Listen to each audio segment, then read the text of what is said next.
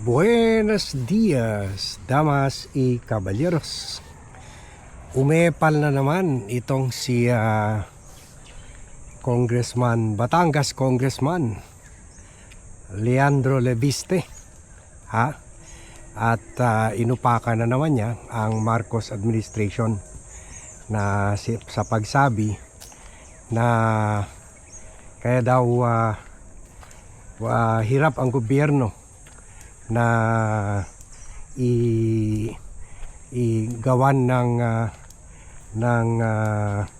ganap na na programa para tulungan ang mga tao, na kahit papaano apektado na sa krisis, nakikita nyo naman siguro mga video ng mga tao na yung sa mga train, yung EDSA umabot na hanggang sa EDSA mismo. Magkakawawa rin mga tao. Tsaka dyan sa Commonwealth Avenue, dyan sa malapit sa lugar namin, ay naglalakad na lang yung mga tao dahil hindi na yung konti na lang ata yung bus or reduced numbers na ng mga bus and jeepneys na kuan pa rin,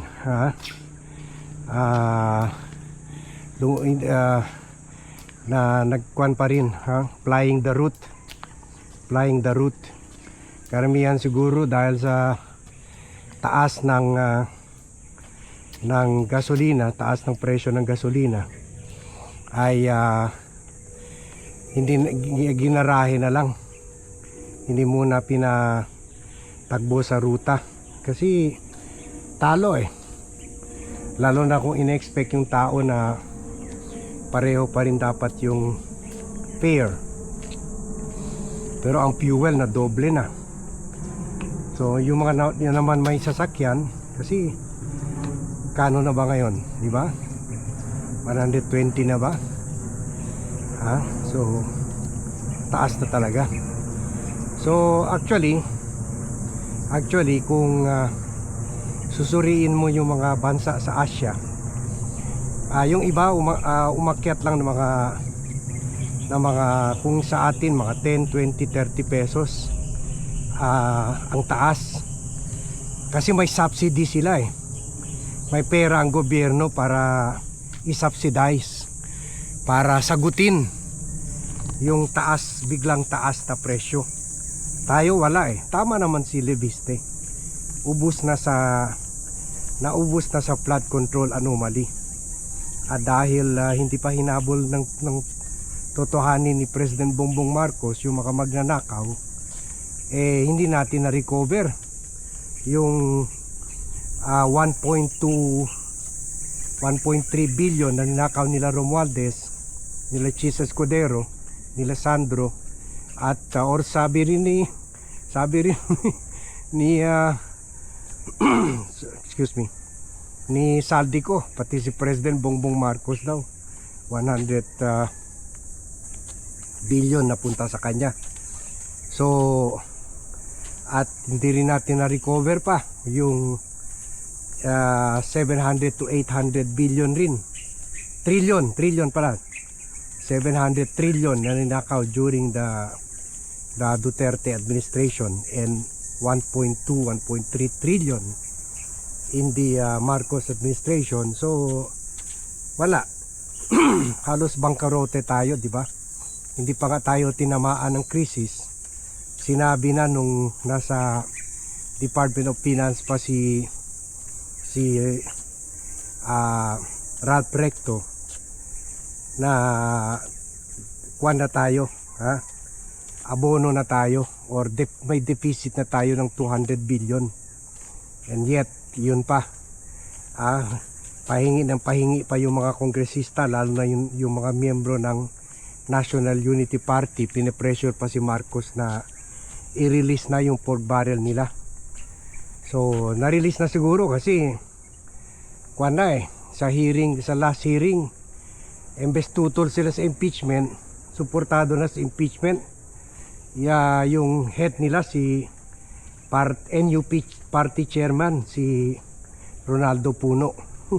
Pero we'll vlog about that later on. So yun, totoo naman yun sinabi ni Leviste na dapat this is hindi lang kumbaga kahit meron effort to go after Sara Duterte, and which we support, dapat hindi rin kasi parang natigil na yung mga wala nang nangyari sa investigasyon sa flood control at pinili lang yung iilan lang talaga para sampulid, iilan lang. Ang nakakulong pa lang sa, di ba sabi ni President Marcos 15 contractor, bakit iisa lang, si Diskaya lang nakakulong ngayon. So dyan pa lang makita mo na meron na talaga pinapaboran. And then sabi 80 ang dapat kasuhan, bakit wala pang 20 ang kinasuhan at nakakulong na? So apat at si Revilla lang ang nakakulong. So tama naman si Leviste, pero on the other hand pwede rin natin sabihin sa English, his hands are not clean, dahil siya rin pinatawan siya ng 24 billion na multa dahil na-monopolize niya yung kontrata during the Duterte administration. Ginamit nila yung closeness nila kay Duterte ni Senator Loren Legarda. Binaso nila yung Department of Energy at siguro Malacanang para makuha yung 30 kontrata to build solar farms para makaproduce ng 12,000 megawatts na kuryente. Pero hindi naman nila nagawa yung mga solar farms. Ngayon sana natin kailangan yung mga solar farms kasi yun hindi dependent sa fuel, libre solar pero hindi ang nagawa lang niya, imbes nagtayo siya ng mga solar farms, binenta niya yung kalahati ng kumpanya sa Meralco at kumita siya mga 34 billion ata. So kumbaga parang tubong lugaw, parang kinuha lang yung mga kontrata para ibenta sa Meralco. Sana nung time ni Duterte, kaya ito pa rin ito kapalpakan ni Duterte, sana nung time na yun hindi binigay lahat dito 30 kontrata dito kay Leviste. Sana inispread yan sa iba-ibang operator ng solar farms.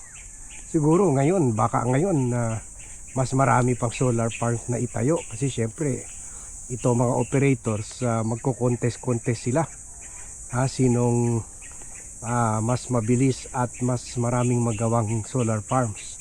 So sana may kwan pa tayo ngayon, may solar na tayo ngayon para maibsan ng konti yung power crisis, kasi kung tuloy-tuloy pa daw ito magkaka-rotation na tayo ng blackout dito kahit dito sa Metro Manila. So kumbaga itong si Leviste, while tama yung sinasabi niya, pero he has blood on his hands. Guilty rin siya, pati nanay niya. Kumbaga parte rin sila ng problema ng power crisis na nasimulan pa sa Duterte administration. Kumbaga sila rin ang nag-cause nito. So sana kaysa umepal itong si Leviste sa pag-sermon kay President Bongbong Marcos ukol dito sa issue ng katiwalian sa flood control, sana simulan na niya, siya na ang manguna, ibalik na niya yung 24 billion na multa sa kanya ng Department of Energy for failing to construct solar farms as promised. Kumbaga ginamit lang nila yung power nila para makuha yung solar farm contract without really putting up the solar farms, which is very disadvantageous to us. So ngayon na natin nakikita yan na talong-talo tayo, kasi dapat meron na tayo meron na tayo substantial source of power coming from solar energy. Libre yan, di ba? So malaking tulong yan, malaking tulong. So at sustained yan. Lalo na dito sa bansa natin na hindi nag-i-snow. More useful yan dito kaysa sa ibang bansa, kasi sa ibang bansa, lalo na sa Europa, kung makikita mo nyo yung mga lugar sa Europa, halos lahat kalumingon sa outside of the city proper. Let's say sa Paris, ang dami. Sa outside of Madrid, sa Spain, sa outside of the city center, Barcelona, ang dami mga solar farms. Yun sila doon most of the time, lalo na sa Western Europe, most of the time either snowy o kaya downcast sky, yung parang madilim ang langit. May lugar sa like the Netherlands, siguro mga 20 days in a year lang yung full sunlight talaga, parang sa atin. So parati overcast sky, parang yung madilim, parating nadidilim ang langit. So sayang kasi ngayon na may fuel crisis, ngayon natin kailangan yan, pero wala yan. So hindi naman maitayo nila yan ng ganong kabilis. So ang dapat gawin na lang nila Biste ay bayaran na niya yung multa. May pera naman siya in fact dineclare naman niya, in fairness, sa SALN yan.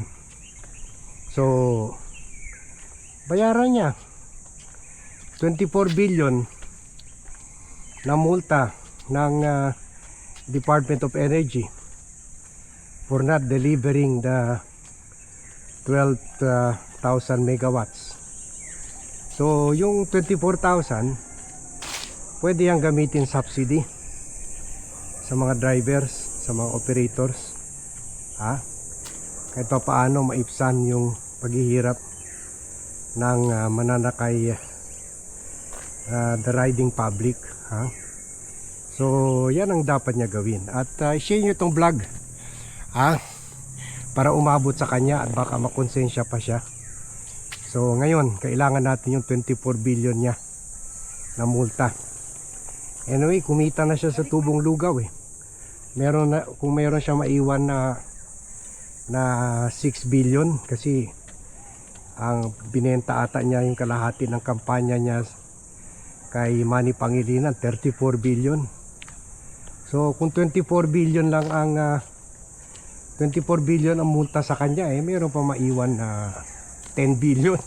Hindi mo na maubos yan sa buong buhay mo, 10 billion. So makonsensya ka naman, Mr. Congressman. Ibalik mo na yung pera namin. Anyway, kumita ka na ng 10 billion. Okay? So yun lang ang vlog natin from ito naman, another subdivision. Kung nakikita nyo, pinipili na natin lugar, yung konti lang bahay. Maraming lugar dito na marami ng bahay, hindi na ako dumadaan doon kasi baka ireklamo ako dito. So dito lang tayo sa yung audience natin dito, mga ahas at mga ipis at mga ibon. So good morning to all. I hope you enjoy the view. Thank you very much everyone for watching, and see you in my next vlog.